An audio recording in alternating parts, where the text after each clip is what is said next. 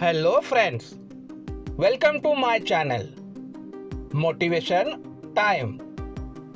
और मैं हूं आपका दोस्त कृष्णा हत्ती। इस वीडियो में मनोरथ के जाल, बड़ी बड़ी बातें, इस टॉपिक पर बात करेंगे। चलिए वीडियो स्टार्ट करते हैं। मकान मालिक चगन ने मगन कवि को पूछा, पिछले 12 महीनों से आपको भाड़ा देना बाकी है, कब देने का विचार है? कवि ने कहा, मेरा विचार तो पूरा भाड़ा जल्द से जल्द देने का ही है। चगन ने फिर पूछा, जल्द से जल्द यानी कितने समय में? कवि मगन ने कहा, बस देखिए, मैं महाभारत टाइप का एक खंड काव्य रच रहा हूँ। आज से शुरुआत भी कर दी है, वह पूरा हो जाए, फिर प्रकाशकों को बेच दूंगा। जो प्रकाशक छापने के लिए तैयार हो जाएगा, उसे छापने दे दूंगा। उसके छप जाने के बाद बिकने पर जो रॉयल्टी मिलेगी, उसमें से आपका पुराना भाड़ा और नया सब कुछ चुका दूंगा। कवि को भाड़ा तुरंत ही चुकाना है, लेकिन तुरंत यानी काव्य कब पूरा होगा, कौन छापेगा, कब प्रतियां बिकेंगी? लगता है कि इस तुरंत का अर्थ शायद एक आध दशक हो सकता है। निकट काल सूचक तुरंत शब्द भी सापेक्ष है। भोजन तुरंत चाहिए का अर्थ है 5 मिनट के बाद भी नहीं। उसमें जो जरा भी देर हुई तो घर में घमासान मच जाता है। पहले दिमाग गर्म होता है, फिर घर में गहमागहमी हो जाती है। हम तुरंत, इसी वक्त, अभी, 2 मिनट में जैसे शब्द बोलते भी हैं और सुनते भी हैं, लेकिन बोलते समय संदर्भ अलग होता है और सुनते समय अलग। लड़के को सुबह 6 बजे पढ़ने के लिए कहा गया तो वह तुरंत ही बैठने वाला है, लेकिन वह तुरंत यानी शाम के 6 बजे। बीच में गेम खेलना, दोस्तों के साथ मजाक मस्ती करना वगैरह ज्यादा जरूरी माना हुआ काम वह निपटा देता है। व्यापारी ग्राहक द्वारा मंगाया हुआ माल तुरंत रवाना करता है। इस तुरंत का अर्थ है 2-4 दिन में, और इसलिए मानो कि ग्राहक भी रुपया तुरंत ही चुकाना चाहता है, लेकिन उस तुरंत का अर्थ होता है 2-4 महीने में। उस कवि को सिर पर चढ़े हुए भाड़े की रकम तुरंत ही चुकानी है, लेकिन उस तुरंत के आगे बहुत लंबी कतार खड़ी है, प्रतीक्षा खड़ी है। इसलिए उस तुरंत को आने में कम से कम 10 बरस के निकल जाने की संभावना है। ने मगन को कहा, मेरा एक विल बनाने का प्लान है। मगन, अच्छा ऐसा? तूने कैसा विल बनाने का विचार किया है? चगन, विल में लिखूंगा 10 लाख मंदिर के निभाव खाते में, 20 लाख साधार्मिक भक्ति खाते में, 40 लाख हॉस्पिटल खाते में, 80 लाख जीव दया में। मगन, ओहो, लेकिन क्या तेरे पास इतने सारे पैसे हैं भला? चगन, भले ही आज एक फूटी कौड़ी भी नहीं है, लेकिन प्लान कितना मस्त है। तू मुझे ऐसे प्लान के बदले में धन्यवाद तो दे। हाँ, कई लोगों के तुरंत शीघ्र काम करने के संबंध में सुंदर आयोजन होते हैं। सुनने वालों का कर्तव्य है कि उन्हें सुनकर ऐसे आयोजन का विचार करने के लिए वे धन्यवाद दें। कई लोग चगन जैसे हैं जो प्लान तो अच्छा बनाते हैं, कल्पनाएं जोरदार करते हैं, लेकिन उसे सफल करने के लिए किसी भी प्रकार का प्रयत्न नहीं करते। आप उनसे पूछोगे तो कहेंगे बस अब इस प्लान पर ही काम करना है, थोड़ा एडजस्टमेंट बाकी है, वह हो जाए फिर तो इसी प्लान पर लग जाना है। मौनिश नाम का 20 वर्ष का युवक बोलने में पर्याटेदार था। वह जब भी मिलता तब उसके भविष्य के सपने प्लान के बारे में इतनी अफलातून प्रस्तुति करता और इतना सुंदर रंगीन चित्र चित्रित करता कि हमें ऐसा लगता आने वाला दशक इस मौनिश का है।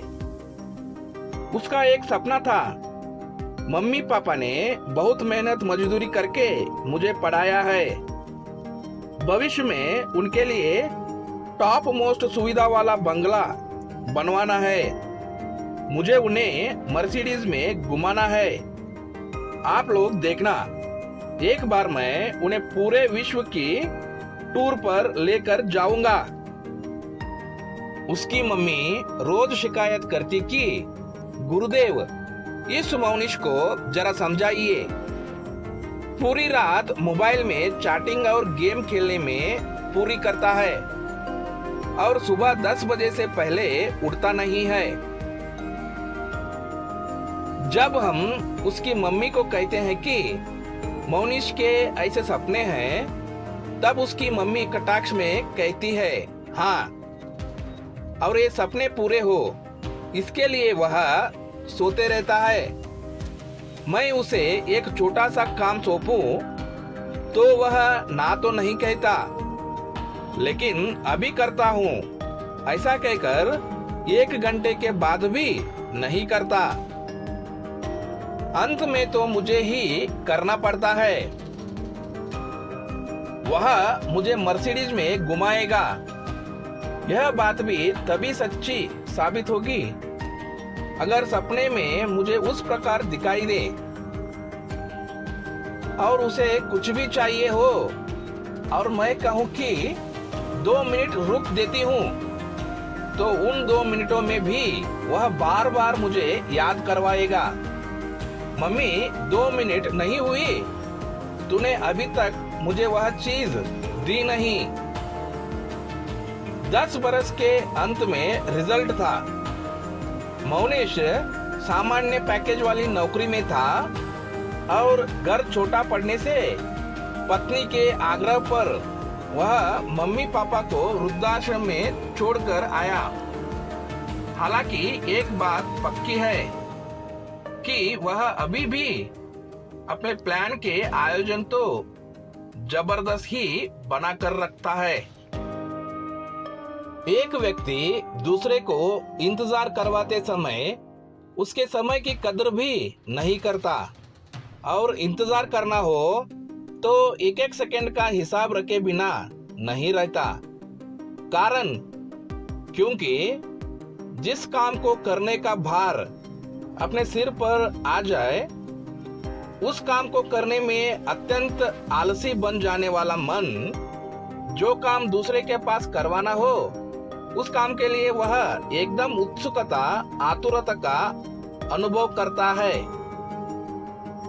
दूसरे प्रकार से कहें तो प्रार्थना, जाप, किसी अच्छे काम वगैरह के लिए मन का इसी वक्त आज ही अभी का अर्थ अलग होता है, क्योंकि उसमें बिना कारण के कई घंटे दिन निकल जाते हैं और भरोसे में रहे हुए व्यक्ति को मैंने इसे कहा यह काम सौंपा ऐसा पछतावा होता है। लेकिन टीवी देखना, मोबाइल में गेम खेलना वगैरह फालतू से फालतू लेकिन मन पसंदीदा काम के लिए मन इतनी हड़बड़ी में होता है कि 1 मिनट की भी देरी उससे नहीं सही जाती। अगर किसी के कारण थोड़ी सी भी देर होती दिखाई दे तो तुरंत ही तड़तड़ाते कोयले की तरह अनाप शनाप बोलने के लिए अधीर बन जाता है। दूसरों को कई किलोमीटर तक ओवरटेक नहीं करने देने वाले व्यक्ति को दूसरे लोग 100 मीटर के लिए भी ओवरटेक ना करने दें तो तुरंत बार बार हॉर्न बजाकर भारी कष्ट पहुंचाता है और भयंकर गालियां बोलना शुरू कर देता है। गजब है ना। कई बातों में जिस मन को जरा भी हड़बड़ी नहीं, उसी मन को कई बातों में क्षण भर के लिए भी धीरज नहीं है। लिली ने पति छगन को कहा, मैं बाजू में चंपा को मिलकर अभी वापस आती हूँ।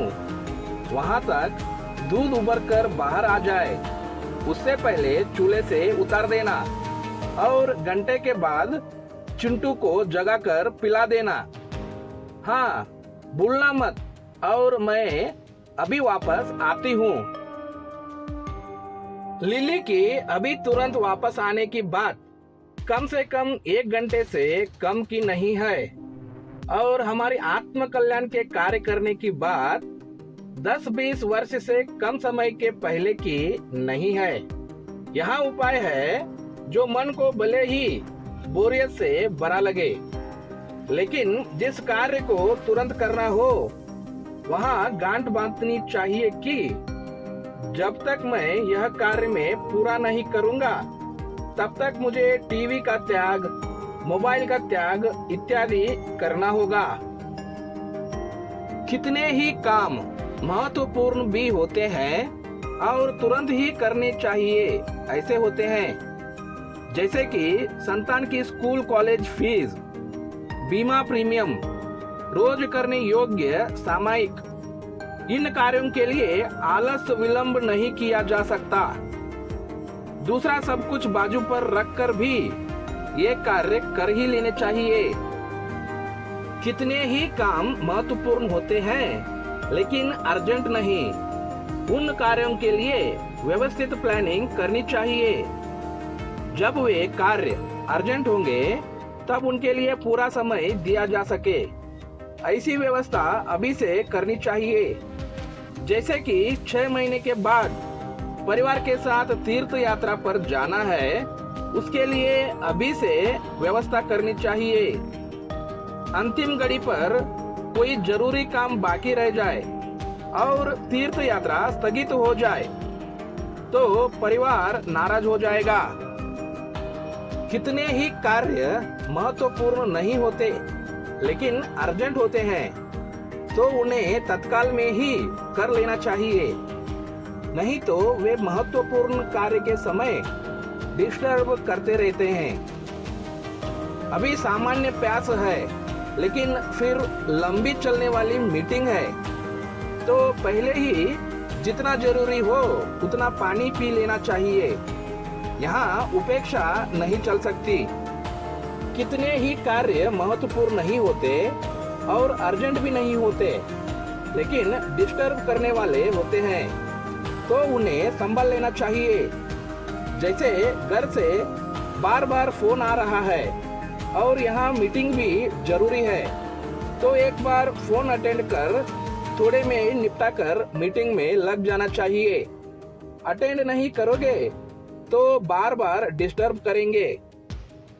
कितने ही कार्य महत्वपूर्ण भी नहीं होते, अर्जेंट भी नहीं होते लेकिन मन को फ्रेश करते हैं, परिवार को संतोष देते हैं। उन कार्यों के लिए फुर्सत का थोड़ा समय निकालना चाहिए। उस समय विशेष प्रयोजन बिना दूसरे तीसरे कार्य नहीं करने चाहिए। स्वयं ही इस प्रकार व्यवस्था करनी चाहिए, इस प्रकार वर्तन करने की कोशिश करनी चाहिए। हालांकि पकड़ नहीं रखनी चाहिए और दूसरों की इच्छा, उनके आग्रह को भी मान वजन देना चाहिए, लेकिन व्यर्थ की प्लानिंग में फंसना नहीं चाहिए। Yesterday is gone, Tomorrow has not yet come. We have only today. Let us begin. चलिए दोस्तों, इस वीडियो को यहीं पे खत्म करते हैं।